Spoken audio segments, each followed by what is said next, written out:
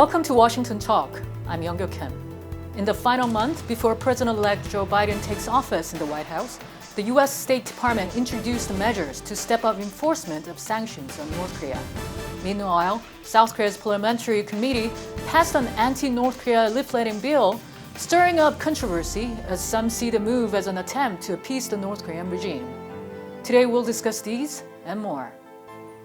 Joining us is Patricia Kim, Senior Policy Analyst with the China Program at the U.S. Institute of Peace.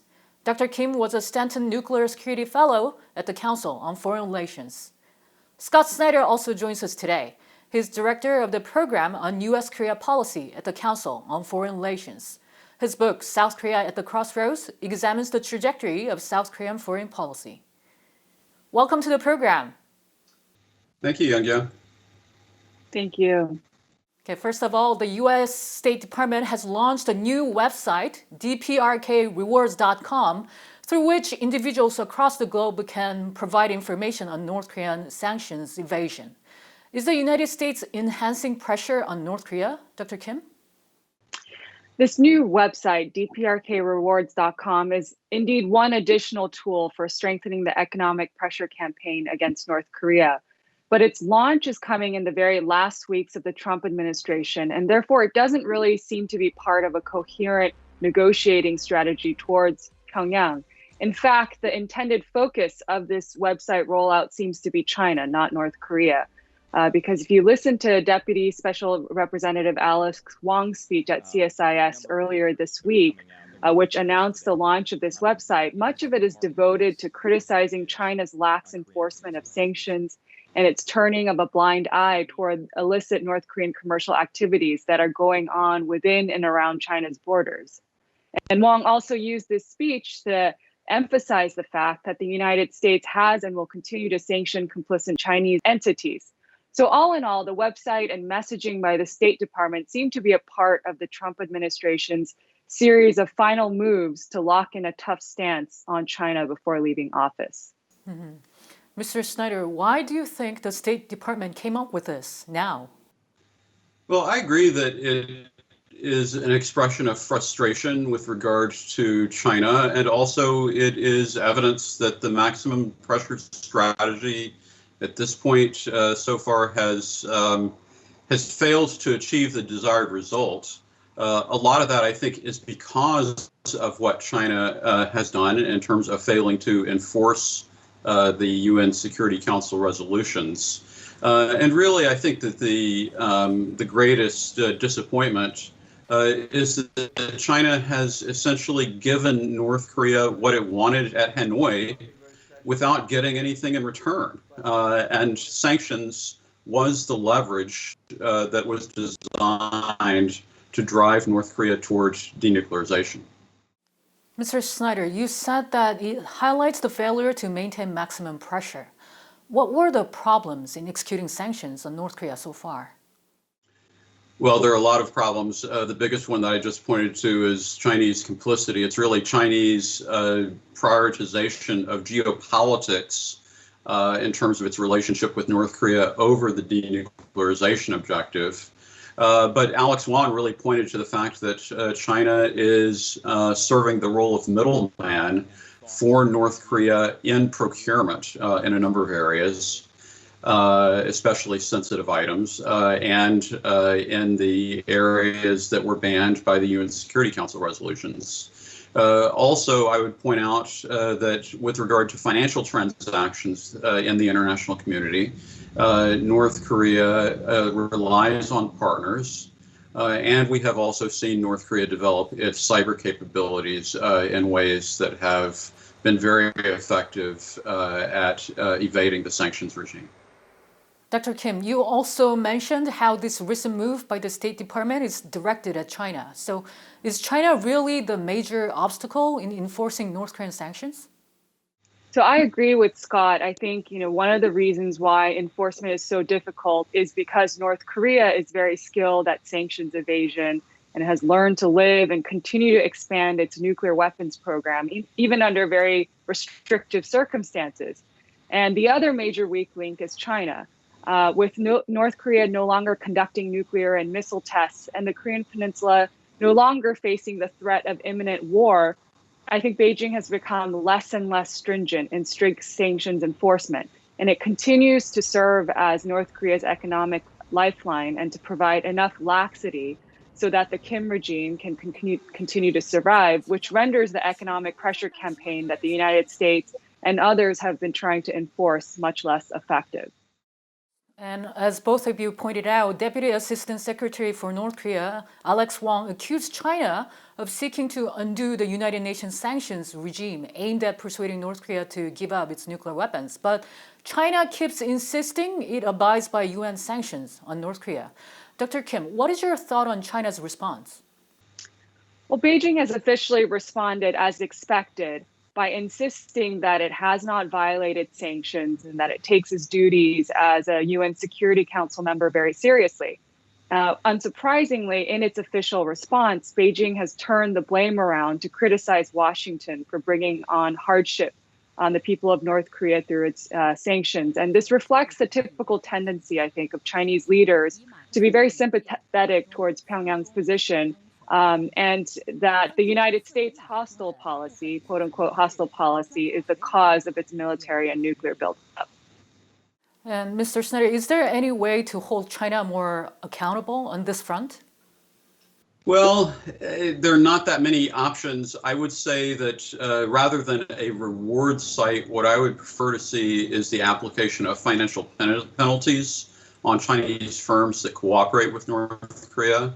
I think that there have been some moves in Congress to try to push the administration in that direction, but they haven't really been formalized. And I think it'll be very interesting to see whether that might be a next step that could occur. Frankly, it's something that would be better enforced in a Trump administration in the waning days than leaving it to the Biden administration to do. Mm-hmm.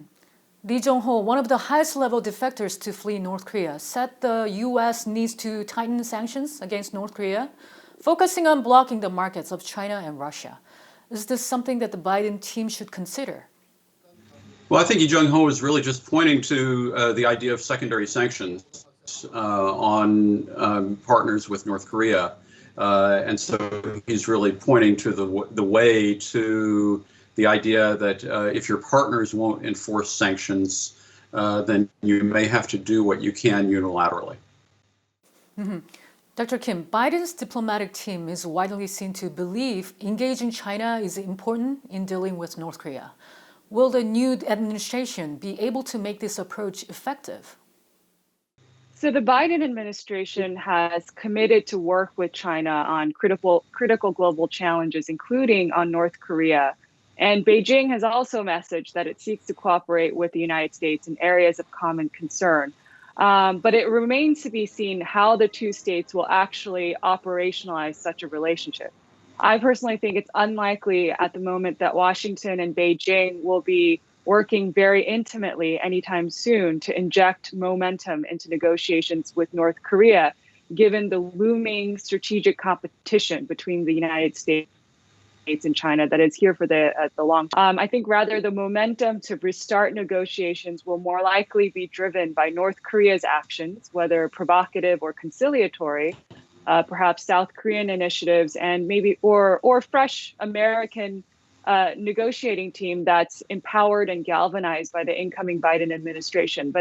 But to be honest, I'm not sure how much intimate coordination there will be between Beijing and Washington anytime soon.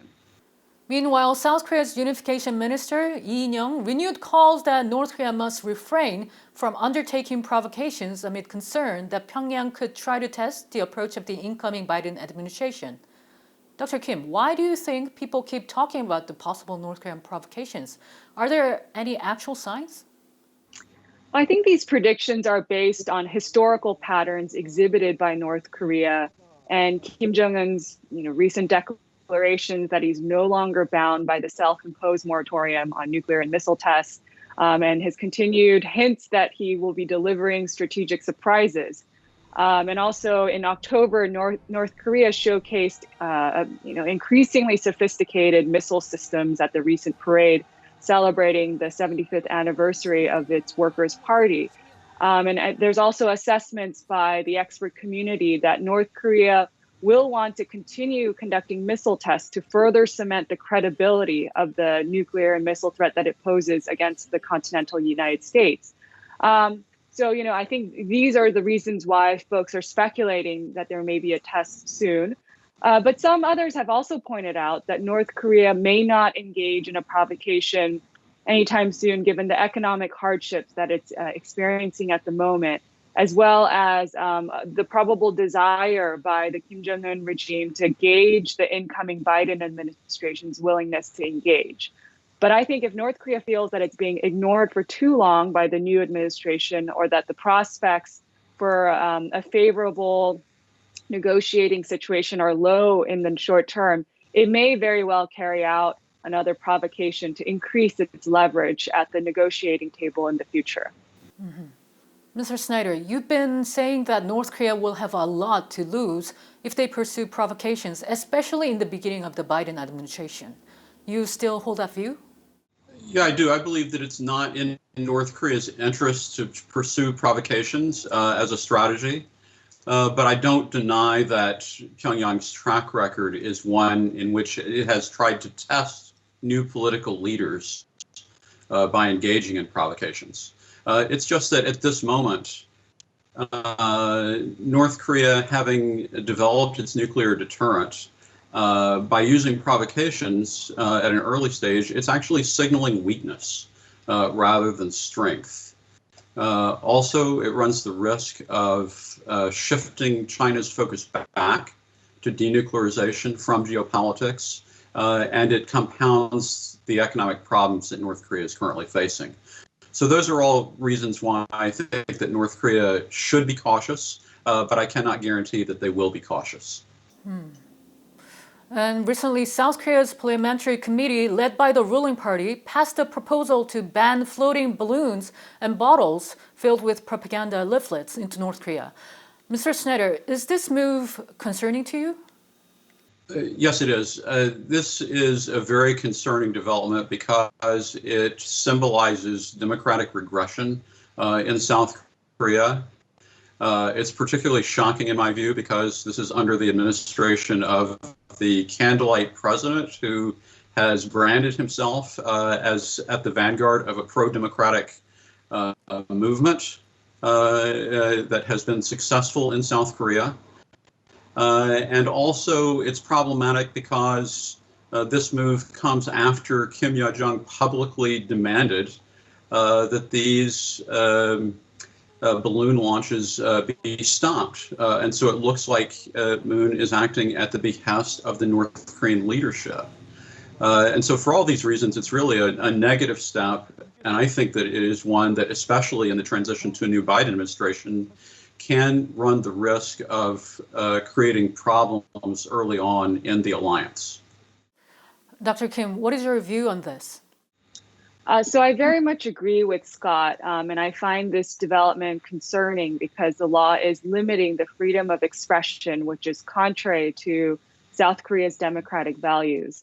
The Moon government's rationale for banning the leaflet activity is based on a desire not to provoke the North Koreans, to stay on North Korea's good side, to push forth inter-Korean relations. But at what cost does this come? I don't think it's wise to be trading one's democratic freedoms to stay on North Korea's good side. Mm-hmm. Dr. Kim, what kind of message will this send to the North Korean regime, do you think? Well, I don't know if it's the best message. I think it shows that South Korea can be coerced by North Korea, and I think it's very important to stand firm on core democratic principles and not to show weakness on these kinds of important fronts. So I empathize with Seoul's desire to improve inter-Korean relations and to create momentum to revive stalled negotiations, because peace on the Korean Peninsula is very important as well. And so I empathize with those goals, but this must be done in a way that doesn't give in to North Korean demands while impinging on South Korea's own democratic system. Mm-hmm. As Dr. Kim pointed out, the South Korean government and the ruling party insist that this kind of move will help improve the inter-Korean relationship. But Mr. Snyder, do you agree with this view? Well, it comes at a cost because South Korea is being respected around the world for the efficiency and capability of its democratic system right now. But by treating North Korea as an exception, or by allowing this sort of move to occur, it actually undermines some of those accomplishments. And so it comes, I think, at the cost of South Korea's reputation, which has been so actively and heartily built over the course of the past decades. Mm-hmm. It was reported that meetings about the North Korean policies are expected to take place between the Biden transition team and the State Department in the coming weeks, possibly allowing the Biden team to have an access to the letters President Donald Trump exchanged with the North Korean leader, Kim Jong-un. How will this affect Biden's new North Korean strategy? Well, I'm not sure that the letters are going to be the key piece of information. Rather, I think that the challenge for the Biden administration is going to be to coordinate the many different points of view on North Korea, including strengthening deterrence and considering China policy, while also trying to establish a positive message of outreach to North Korea. And I think there's some early challenges for the Biden administration related to signaling toward North Korea in the areas of how to deal with sanctions, how a human rights envoy is appointed, and also the quality and nature of the initial consultations between the U.S. and South Korea. Mm-hmm. Dr. Kim, your thoughts? So I agree with Scott. I'm not really sure if the letters will be very important, the content inside the letters on informing Biden's approach to North Korea. I think the bigger issue will be on the Biden side, figuring out, how they want to structure and time their initial outreach to North Korea, how they're going to actually implement the strategy that Biden has promised to empower negotiators at the working level, to work with allies and partners, as well as China, to be able to put forward a coherent negotiating strategy with North Korea, as well as, what is the best path forward? Are you going to go with arms control type measures in the beginning, or do we want to go back to a mini deal or a large deal? I think these are the more substantive questions that are on the table in the months going forward, as opposed to, President Trump's personal exchanges with Kim Jong-un. And indeed, we'll have to watch how those meetings will help set the tone of how the Biden team will develop its North Korean strategy. Dr. Kim and Mr. Snyder, thank you so much for being with us today. Thank you. Thank you. And that does it for this week's Washington Talk from Voice of America. Please join us again next week for more analysis.